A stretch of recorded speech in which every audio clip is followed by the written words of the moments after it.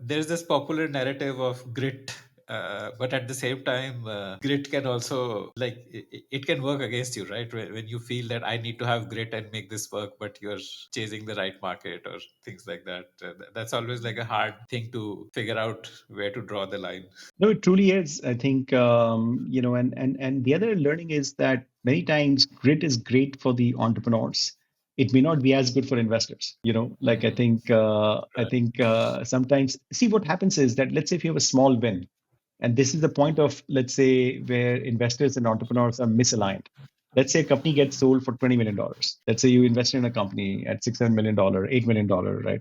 And you own 20% of the company as an investor, and let's say the company gets sold for 20 million, and let's say the two founders, they can still make like 4 or 5 million each, right? 3 4 million each, which is like Mm, a very interesting amount of money for them, right? I mean, it's a yes. significant amount of money for them. But as an investor, you would not call it a successful exit, because you invested 5 million, you got 6 million back or 7 million back, right? Kind of thing. So but so grit, sometimes what happens is that entrepreneurs see this opportunity to get a 20 million output, right? And grit might get them there, and it's still a good Mm, output for them, right? But as a mm, VC, actually, you see that this is not a good output for me, mm, and hence, there is this kind of conflict as well.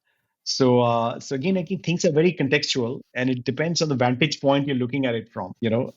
I think if the grit leads to large outcomes, then obviously it's win-win for everyone. But very often, this is what I've seen, that grit leads to smaller outcomes, which are good for entrepreneur, but may not be as good for them. So, what leads to large outcomes? If it's not grit, then what are those qualities?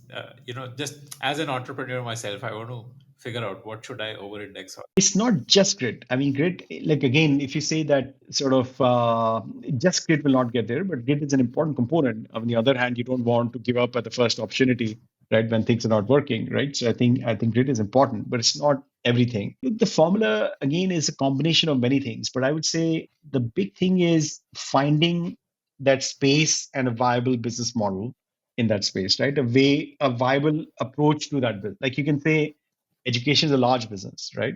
But until we found that viable way of approaching that market, which is the current Sanskrit model, we kept on Mm, stalling for 5 years, right? It was not going right. anywhere, 5 6 years, right? As even as seasoned entrepreneurs, right? I think same thing with any business that you take. So I think a combination of large space, larger space, and a viable way of approaching that space. I think Mm, that's kind of until you have that, you're still sort of pretty far away from building a large business. mm, I think those two, and until you found it, you have to, I guess, keep looking, and then mm. how to approach it, And which is where the grit comes in terms of which helping you is where the find grid comes in. So viability. if your grid is targeted towards that, I Mm, think it's a good grid, right? But if your grid mm. is towards, okay, I build this, I have to make this work somehow, right? Yeah. And which is many entrepreneurs feel that way, right? That I have to just somehow. Many entrepreneurs feel guilty if we have taken this money, we should return this Mm, money at least, right?